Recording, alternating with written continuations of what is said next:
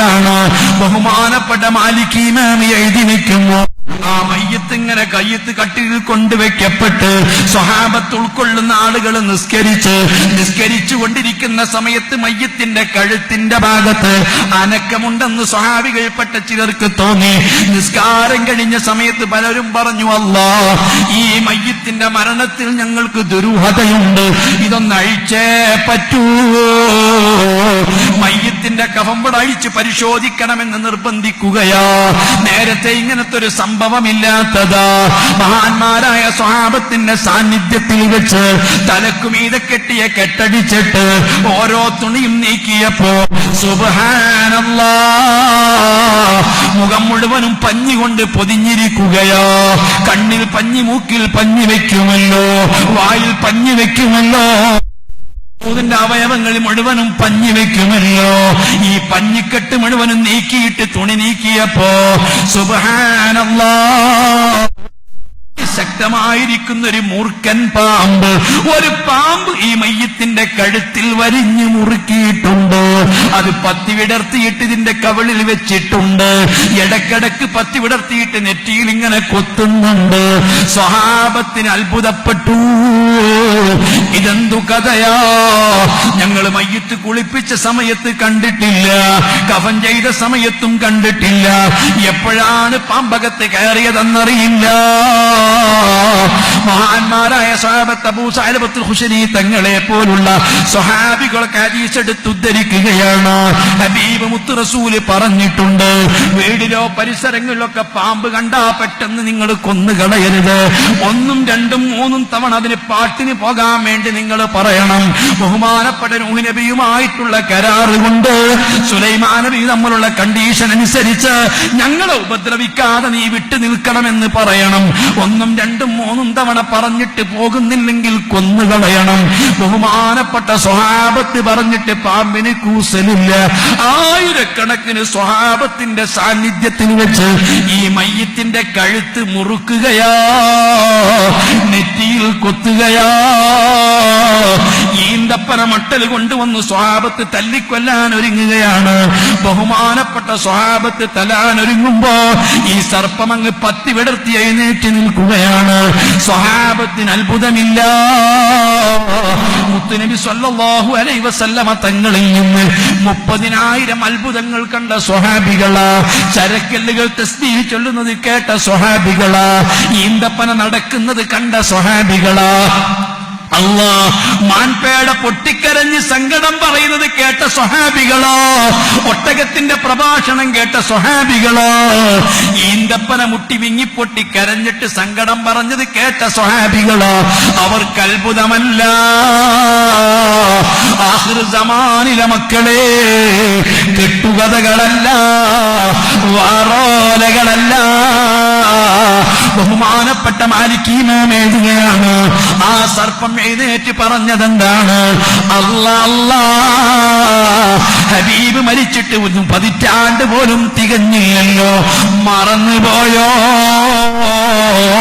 ഇമാം ബുഖാരി തന്റെ സഹീഹുൽ ബുഖാരിയിൽ റിപ്പോർട്ട് ചെയ്തിട്ടുള്ള ഹദീസുകളിലേ ഒരു മനുഷ്യൻ ജീവിതകാലത്ത് ചെയ്യുന്ന സൽക്കർമ്മങ്ങള്, അവന്റെ നിസ്കാരങ്ങള്, നോമ്പുകള്, ദാനധർമ്മങ്ങള് ഒരു സുന്ദരനായ മനുഷ്യനായിട്ട് തന്റെ ഖബറിൽ ഹാജരാക്കപ്പെടുമെന്ന് ഹബീബ് പഠിപ്പിച്ചില്ലേ?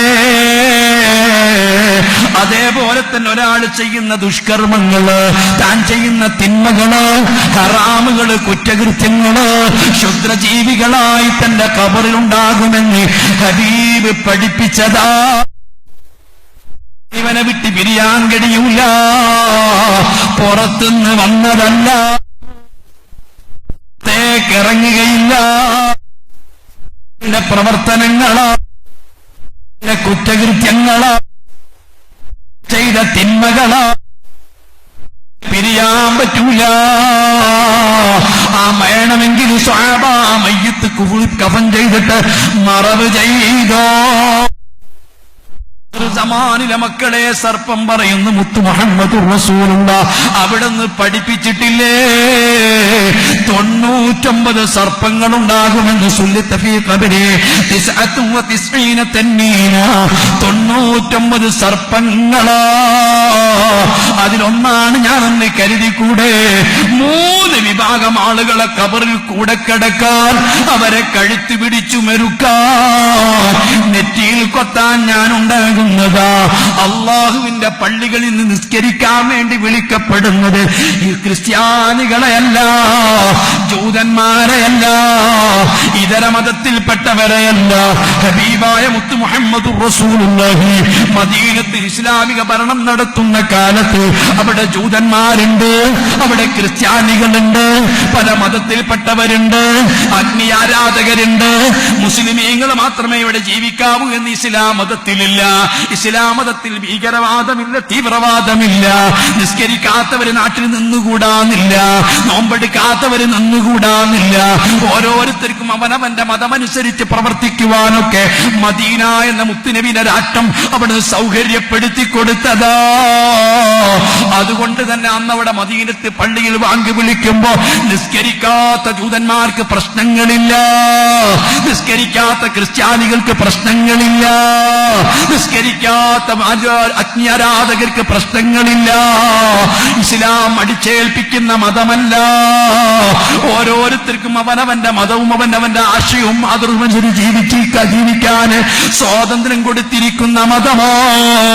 ഹബീബിന്റെ വഫാത്ത് സമയത്ത് പോലും അവിടെ ജൂതന്മാരും ക്രിസ്ത്യാനികളും ഒക്കെ മദീനയിൽ താമസിച്ചിരുന്നതാ. അതേ സമയത്ത് പള്ളിയിൽ നിന്ന് വിളിക്കപ്പെടുന്നത് മുസ്ലിമീങ്ങളെയാ. ആ വിളിക്ക് ഉത്തരം ചെയ്ത് പള്ളിയിൽ വരാത്ത മുസ്ലിമിന്റെ കഴുത്ത് പിടിച്ചു ഞെരുക്കാൻ, അവന്റെ നെറ്റിയിൽ കൊത്താൻ, സൃഷ്ടിച്ച റബ്ബിന് അവന്റെ അനുഗ്രഹങ്ങൾ മുഴുവനും ആസ്വദിച്ച് ജീവിക്കുമ്പോ നന്ദി ചെയ്യാത്ത മുസ്ലിമിന്റെ കബറിൽ കൂടെ കിടക്കാൻ ഞാനുണ്ട് സഹാബാ.